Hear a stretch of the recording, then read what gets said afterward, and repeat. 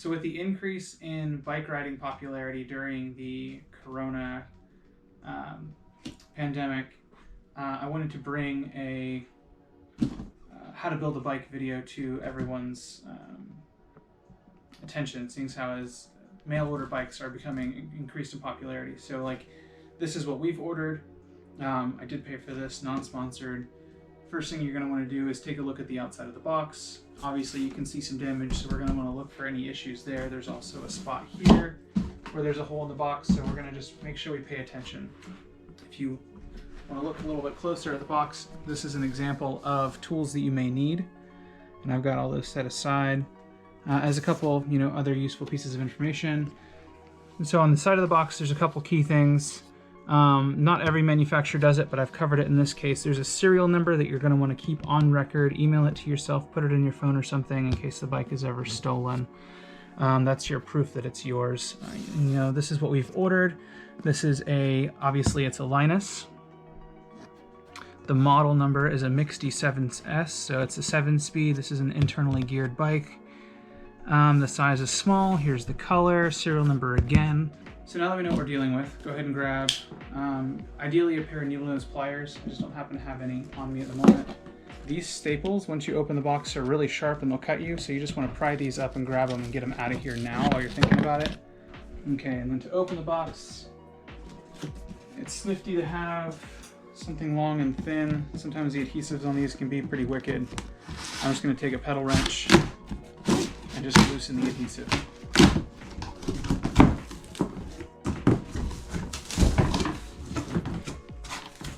And this is kind of this is what a bike looks like in a box. Your front wheel is off, handlebars are off. In this case, the stem is on. Sometimes that's not the case. Seat post is out, things like that. And then you just try to get to the frame and just hoist the whole thing out. Spread the box open. And it will not stand by itself. So just keep it supported, grab everything out. There's your seat and seat post. Accessory box, always look for that. This bike comes with a rack. If you order anything extra with whatever brand, sometimes they'll just open the box and throw it in. Just lift these flaps and just make sure there's nothing underneath those. Sometimes screws get loose and then you end up needing it and it's lost. So one thing you'll notice here is this wheel. I just severed the 3 zip ties holding the wheel on. There's a crank arm right here that's in between the spokes. Okay, there's the rear set and the front set of spokes here. So we're gonna wanna gently rotate this. Actually, we're gonna get the fender out of the way first. So here's the fender off. I'm gonna take this, just kind of support the frame, support the wheel, kind of roll the wheel and guide it off.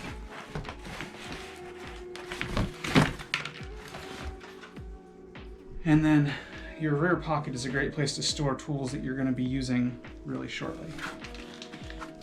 So again, just clipping all the zip ties.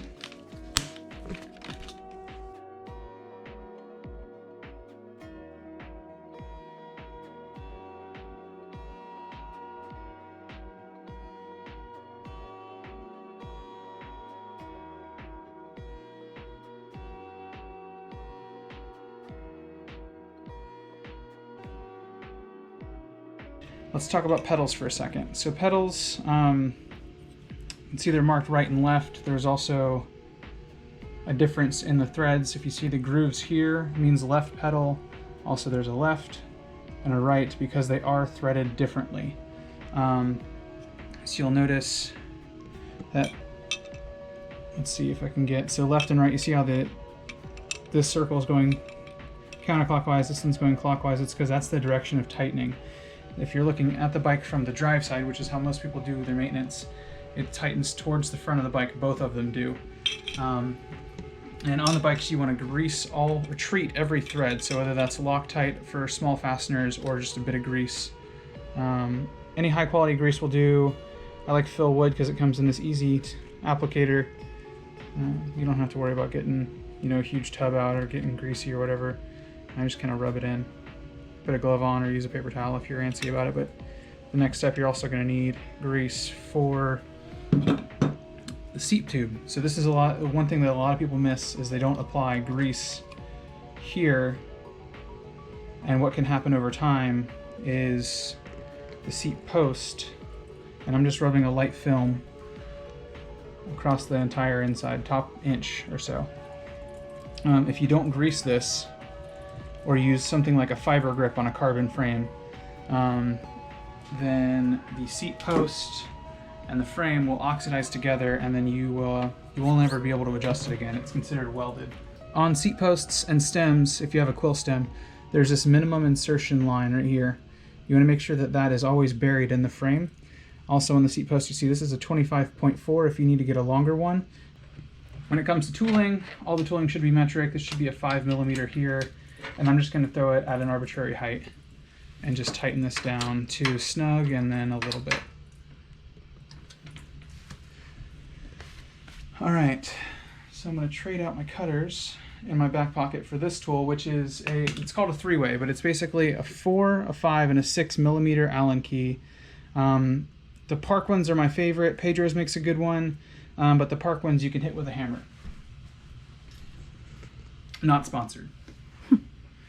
Let's go over pedals real quick since we greased those. Remember, right and left, they are specific. So I'm just going to go ahead and I'll show you the left one and I'll do the right one on my own. Goes in here, and just by hand, it should be easy. If it's too difficult, something's wrong. And you just spin this, and you'll notice on the pedal, there are flat spots here and here. You can look at that as I rotate it. You'll see that there's a couple flat spots. That's for a really thin 15mm. So if it's called a pedal wrench. If you go to your bike shop and you ask them for a thin 15, they're going to show you these two tools. There's a couple different versions of this one, but this is just called a pedal wrench. And then this one is called a cone wrench. It's for adjusting bearings on the wheels. I wouldn't use this for pedals. Use something like this, or there's an even larger one, or a couple different variations of this. Or I've even had like some of the high-end tools are thin enough, low-profile wrenches that you can actually get these in here and do that job. But you see how that just fits on there? It's a 15mm. Just need something thin.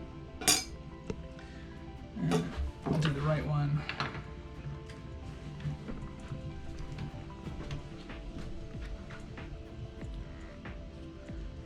And like I said, you can do this by hand. You can get it pretty close, and then you'll tighten it all the way with the wrench. And what I do is, if you look here, I'll hold the rear wheel to tighten this, because what's going to happen is as this bottoms out and gets tight, it's going to put pressure on the chain, pulling the wheel forward like you were pedaling forward. But if you hold the wheel still as you try to do this, you're just going to end up tightening the pedals. So holding the wheel still and just tightening. All right, so we've got pedals on, we've got a seat in, we need to get the handlebars on. So this is called a stem, and this is a threadless stem. So there's a cap like this, there's a pinch bolts on the side, and all these spacers. If you want to change the height of your stem, it's done here. These spacers can go on top. The top is where it is. They make adapters to make this taller, but this is as high as this will go. And so kind of mock up where the handlebars are going to sit. So if you kind of look, the saddle, the bars, this all looks like it's supposed to be about this position. You can let them rest wherever they want to go from there, just as long as you can rotate them into the correct orientation. And you should be able to feed every fastener in by hand. And I'm just going to pick a position here and kind of just tighten this, going back and forth. So there's a gap here in between this plate and the body of the stem. You want that plate to be the same top and bottom. So if you kind of look down here, see how this one, I can feel it, is a smaller gap. So I'm going to loosen this a little bit and tighten this one. And then you can usually feel it when they're about the same. And hand tight's good for now. We're going to come back and readjust this later once we get it on the ground. If you have white grips, I recommend leaving any protective coatings on, or taking saran wrap and wrapping them if they don't come with anything. The grips are pre-installed here. If yours are not, use alcohol, rubbing alcohol, spray the grip on the inside and spray the bar, slide them on. and you want them to be flush with the end of the bar. And this is all like a mountain bike control. A road bike would be same principle, just a little different. They use bar tape. You'll have to wrap that manually. So we're gonna take a look at the wheel. We want to inflate the tires, but to know what pressure we need to look at the tire. So this one right here says minimum 50, max 85 PSI. Might be a little hard to read, but it's on every tire, it's labeled.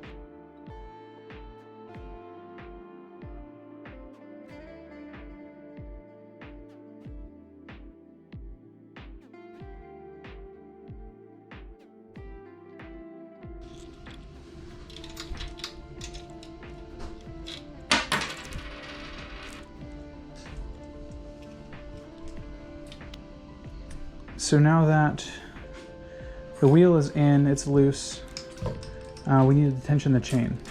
And a lot of people just pull this back and tighten this down, and that can work, but oftentimes the chain is not at a proper tension. So what I'm gonna show you the technique that's called walking. And basically, I'm gonna grab the chainstay and pull the wheel back. And I'm gonna tighten the non-drive side, just snug. And then I'm gonna do that same thing where I grab the chainstay and the rim or a spoke or something, and I can pull, and that tensions the chain. So I can drive this in by hand and cinch that down pretty good. So I want this as far down as I can get it. Okay, so then I can come over here to the chain and I can spin it and check it in a couple spaces. And I'm looking for a super tight spot, and you can feel it when you're pedaling in the coasting direction, that it's tight right there. So then what we're gonna do is we're gonna loosen it right here. And you see how when I push the rim, the chain droops, and when I pull it, it'll tighten up. And we're just looking for a little bit of play there.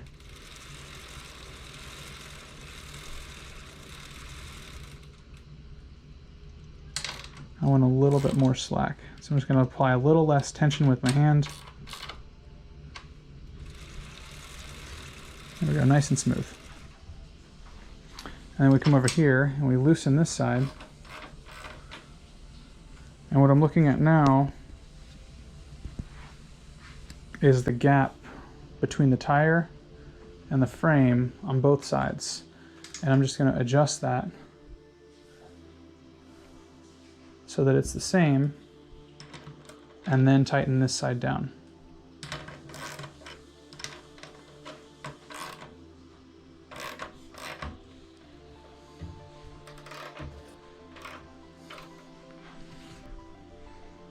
And here's what that looks like.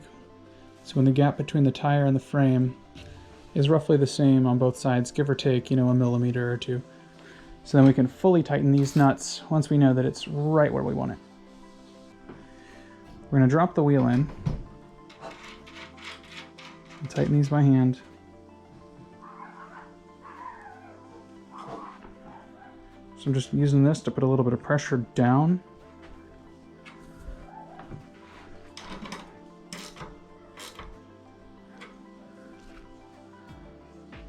And it looks like you can see this here. If you watch a static point, like that brake pad over there or the finger, you can see that this rim wobbles. It needs to be true.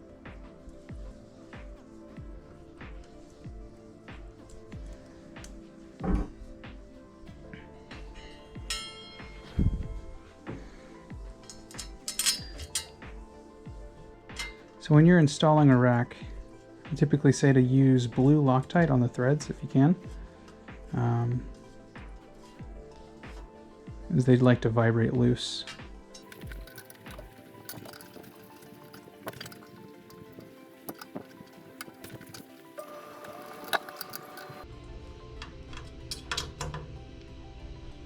And so this is a rack that was made for this bike from the manufacturer. So these are non-adjustable. This piece here if you're putting a rack on and yours is in a couple pieces and it needs to be adjusted, the rule of thumb is this just needs to be level when you install it. And sometimes that includes, or that you might need to get a longer strut for the top portion here. But as far as getting this bolt set, it's just usually just level. And then the other one is to suit. It's nice and tight there. So with the front brake, we're gonna need it looks like a 5, a 4, a 5 for the back. Make sure this is dialed all the way down. I'm gonna show you how to do that. That's all with this tool right here. So what we wanna do is we kinda wanna come to the back and loosen this up just a hair. Kind of get it centered and just give it, you can still move it around. But you just want it looser than it was. I'm gonna come and squeeze these together because this cable is loose, so I can just freely adjust this. Just tighter than it was is all I'm looking for. Making sure that lock is engaged right here. So this is the unlocked position, and this is the locked position. What we're gonna do is we're gonna use the lever itself. And I'm just gonna squeeze that. And then if I do that, this moves, right? This pad isn't properly set up. See how there's a lot of daylight and it actually isn't even contacting the braking surface. It's actually trying to go after the spokes. That's bad news. So take this, loosen that, and we're gonna bring it up so that it's on. I usually like to go as close to the bottom as I can, so that way it's farther away from a tire. If the brake pad rubs the tire, it'll actually rub a hole right through it. Squeeze the brake really tight with your hand. And now when we move that open and closed, it's pretty good. We're gonna do the same thing over here. I'm gonna switch hands. So loosen, move this up, squeeze it, and tighten. And now what we're trying to do here is make sure that they both hit at about the same time. Once they do that, you can secure the rear.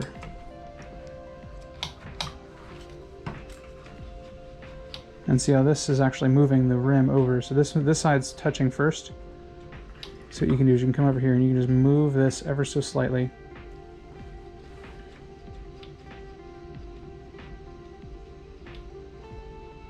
And now it's moving this side, so we're just going to come back and give it a little tension. And that's pretty good. And now what we want to look at is the final adjustment for a brake is going to be the brake lever. So you see how the bar is here. If you find a center line of the bar and the center line of the lever, we want those to be parallel or equal distance front and rear.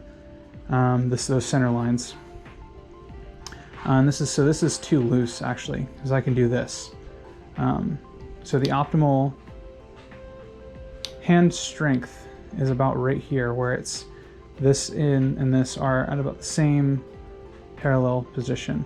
So I need to adjust the cable tension, which can be done either at the barrel adjuster if you're really close, or since I'm quite a bit away, I like to find a open section in the spokes, stick my hand in there, and touch the pads like this, so that I can go open this and drop the tool. Always drop your tools. Open this, come here, and like I'm pinching these two closed, and I'm just going to give this a little bit of tension, enough to hold its own. And then I come over to the brake. So I'm just going back and forth. I'm holding the brake still, loosening this, letting go just a little bit so that just a hair cable comes through. Come back over here and check it. So this is still too tight. And keep in mind these are going to kind of stretch, and that's what the barrel adjuster is for, is during a ride or, there you go. So that center line, so if we do dot to dot, cable to like the middle of this is parallel with one another, so that's what we're looking for. So this is what's called a threadless stem. If you look at something like this, is considered a quill stem, where there's a bolt on the top, and you see how there's a nut here. That's considered a threaded stem, or threaded headset that requires a quill stem. This is going to be a threadless stem, where this is the actual nut that applies tension to the bearings that are here and here. So when I take my 5mm and I dial this in, I'm basically, a lot of times you hold the front brake and you shake the bike and you'll feel it. You just do a little adjustment at a time. You only want to tighten it as tight as you need to until that wobble goes away. I'm getting close. And there, the wobble's completely gone. And what I'm doing is I'm engaging the front brake and wobbling forward and backward the entire bike until, you know, the wobble's gone. So this just needs to be just as tight as it needs to be. And then what I like to do here is align this gap, the center of this, to the tire below. So if it's like this, it's going to be way off and your steering is going to be funky. So what I do is I align, you can see the center line of the tread to the center line here, to the center of the bolt, to where the center of this V comes, to the center of the tread down there.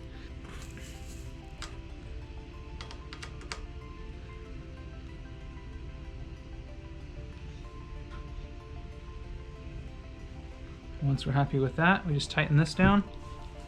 And so the bearing tension is set and the steering is set. So this should be straight with the tire. And this just needs to be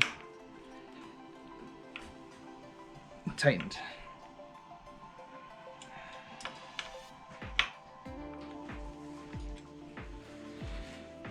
And now it's ready for a maiden voyage. Okay, so we've got the bike together. And my last checklist before I go for a test drive is going to be this. It's 10 points. Crank bolt, chainring bolt, pedal. We've done all those. Axle bolts, rear and front. Tire pressure, rear and front. So that's 3, 4, 5, 6. Have we tightened this? Which we're going to do an adjustment in just a second for height. I've tightened this, so that's that. We're going to come up front, make sure that this is all tight.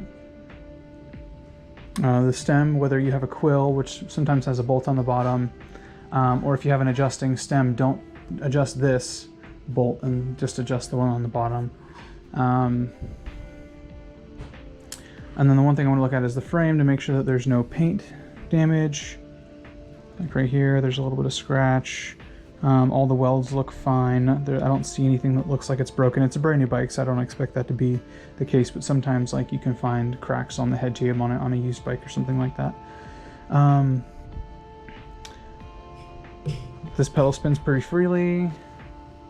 That one doesn't, so it just needs to be broken in and ridden. Let's see, so 1, 2, 3, 4, 5, 6, 7, 8, 9, 10. So the chain is one of them. We know that it's tight and we know that it's new. But I like to spin them and just look at the links and make sure that they're all there. Sometimes on used chains there will be a split. One of these will be missing. So you want to make sure that's not the case. Also, if you're curious about lubrication, you just grab a sample and rub it together. New bikes have a lubricant already on the chain. It's a little thick. Some people like to wipe that off and apply their own, but I find that for the first few miles, this is good enough. About 100 miles or so, or if it gets rained on, I just take a sample and feel it, and you can tell that it's lubricated. So 2, 3, 4, 5, 6, 7, 8, 9. Oh, the last item is take your wheels and try to wiggle them this way. Take your cranks and try to wiggle them this way. And what you're testing for, and also the fork. So I just grab the stem and the fork and I try to just jiggle them. There's a set of bearings here. There's a set of bearings here. There's a set of bearings here. And there's another set on the rear hub. If any of those are loose, then you can cause damage. If they're too tight, you can also cause damage. So like the rear of this wheel, I noticed when I was spinning the axle by hand that it was too tight. So that I'm gonna have to go into the actual bike shop for and have that service done. The front on this one is a sealed bearing. Those are normally are very low service. There is no adjustment. You touch the lock nuts in and you tighten them and they're set, and it's pretty buttery smooth for the life of the bearing. This is also a sealed bearing, so there's no adjustment here. if on the non-drive side you have an external lock ring, chances are you do have an adjustment that can be made there, and I recommend you do so, or have a bike shop do it. One of the other points that we haven't touched yet is accessories. The only accessory on this bike right now, other than the rack, is the kickstand, and we just want to make sure that we give that bolt a good tightening.